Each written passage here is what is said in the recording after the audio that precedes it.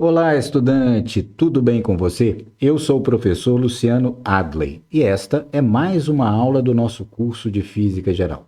Sejam todos bem-vindos. Estudante, esta cena é muito familiar a todos nós, não é mesmo? Objetos e astronautas flutuando na Estação Espacial, hoje, Estação Espacial Internacional. E aí temos uma questão. Esse é um estado conhecido como estado de imponderabilidade. Ou seja, os objetos, os corpos, nessa condição, não comprimem a superfície de uma balança. Portanto, é natural perguntar: como os astronautas medem a sua massa corporal na condição de imponderabilidade? Alguns passam meses e essa informação é extremamente importante para a saúde deles. Então, você sabe? Se não, acompanhe o vídeo até o final que eu responderei já já.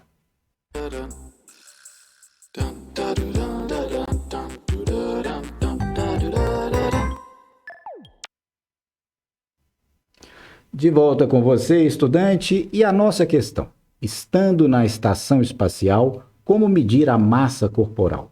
Nesse caso, usa-se um dispositivo semelhante ao da imagem que estamos apresentando, imagem número 2. Esse dispositivo é chamado dispositivo de medida de massa corporal.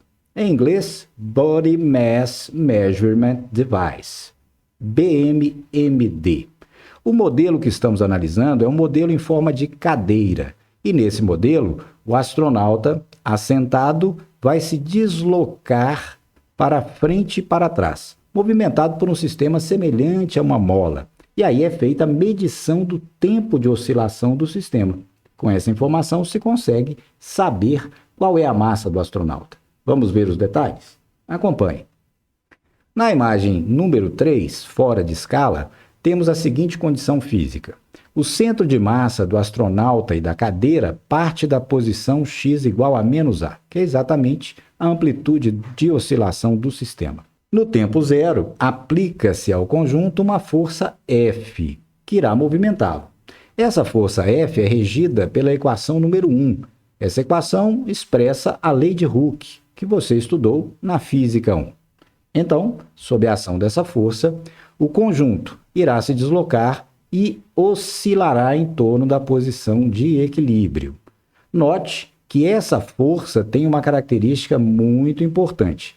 O sentido de F sempre aponta para a posição de equilíbrio, x igual a zero, estando ele à esquerda ou à direita desta posição. Por isso, costumamos chamar essa força de força restauradora e linear, porque ela é proporcional ao valor de x. Para a situação concreta, vamos supor os seguintes dados. Massa da cadeira igual a 3 kg. A constante da lei de força do sistema, 15 newtons por metro. E o tempo de oscilação medido, 14,6 segundos. Nesse caso, então, qual é a massa do astronauta? Vejamos. Para isso, teremos que considerar a equação do movimento harmônico simples, que já conhecemos. Se você não se lembra, assista a aula na descrição desse vídeo. A partir de x, devemos conhecer a velocidade instantânea do centro de massa do sistema. E sabemos que é a derivada da posição em relação ao tempo. Então, temos que derivar a expressão 2 em relação ao tempo. Mas note, estudante, aqui temos função de função e teremos que usar a regra da cadeia. Então, derivada de cosseno menos seno, vezes a derivada do argumento, que é a nossa fase, que será exatamente 2π sobre período. Então, teremos para a velocidade a expressão número 3, menos 2π sobre período, vezes a amplitude, vezes o seno da fase. Essa, então, é a velocidade instantânea do centro de massa do conjunto. Mas precisaremos também da aceleração. Você se lembra como? Derivada agora da velocidade em relação ao tempo. Então, temos que derivar em relação ao tempo a expressão número 3. E, de novo, teremos que usar a regra da cadeia. Derivada de seno, cosseno, vezes a derivada do argumento, derivada da fase, que é 2π sobre t. Então, teremos 2π sobre t ao quadrado. Veja lá. 2π sobre t vezes 2π sobre t vezes a cosseno da fase. E isso resulta na expressão número 4, A igual a menos 2π sobre t ao quadrado vezes A cosseno da fase. Correto, estudante? E agora, de posse dessas relações, podemos aplicar a segunda lei de Newton ao movimento do centro de massa do sistema. A força resultante que estamos considerando é exatamente a lei de Hooke, ou seja, menos kx. E x é dado pela expressão número 2, que obtivemos agora. E isso deve ser igual a massa vezes aceleração, que foi a expressão número 3.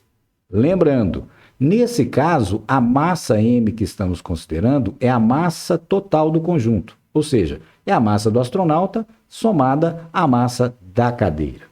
Temos então que substituir as expressões 2 e 3 para x e a, respectivamente.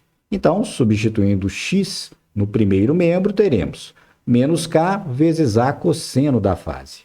Isso é igual a massa vezes aceleração. Substituindo o valor de a, teremos massa vezes 2π sobre t ao quadrado a cosseno. Note agora, estudante, que temos termos comuns, sinal negativo e a cosseno da fase, em ambos os membros da igualdade. Podemos cancelá-los. E com isso, obteremos k igual a m vezes 2π sobre t ao quadrado.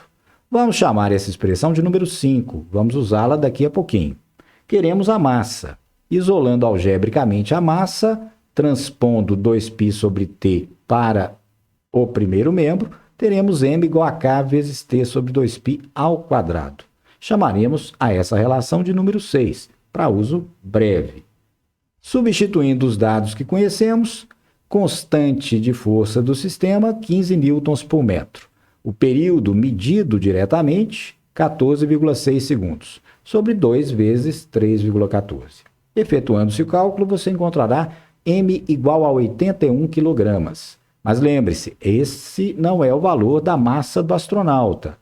A massa m que obtivemos é a soma da massa do astronauta com a massa da cadeira. Portanto, a massa do astronauta, que queremos conhecer, é o valor de m, 81, menos 3. Então, teremos massa do astronauta igual a 78 kg.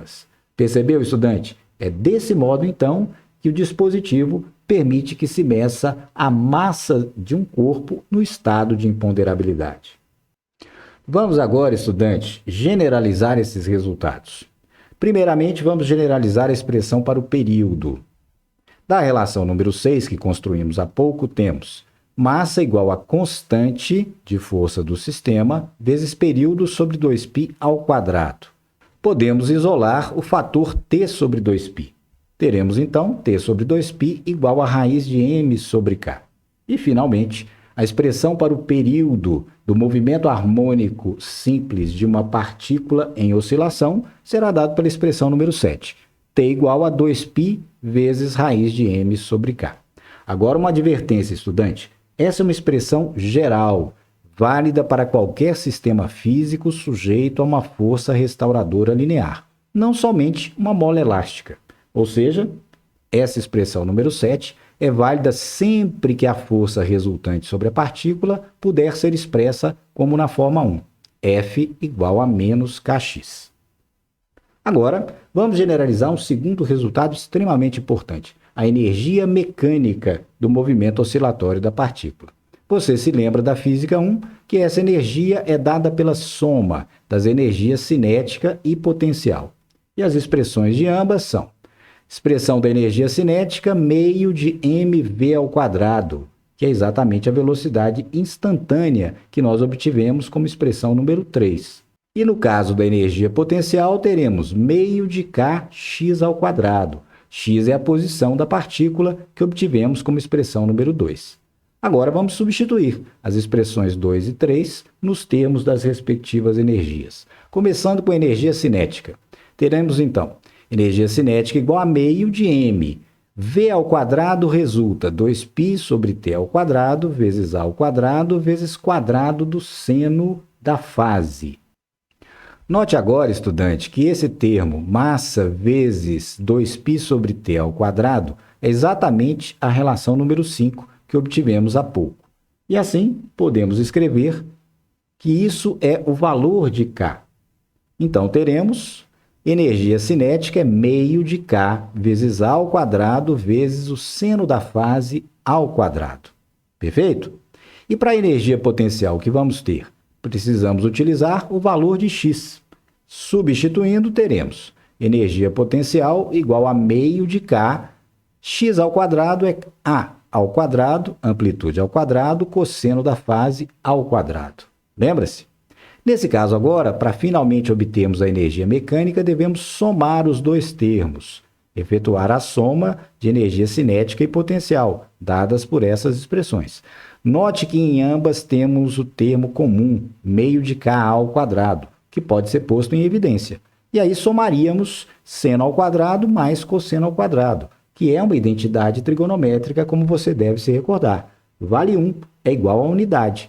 Portanto, para a energia mecânica de um oscilador harmônico simples, teremos a expressão número 8. Essa energia é igual a meio de K, constante de força do sistema, amplitude ao quadrado. Perfeito, estudante? Então, estudante, gostou do vídeo? Se sim, deixe o seu like, compartilhe. E se não é inscrito, inscreva-se no canal. Até a próxima aula e bons estudos!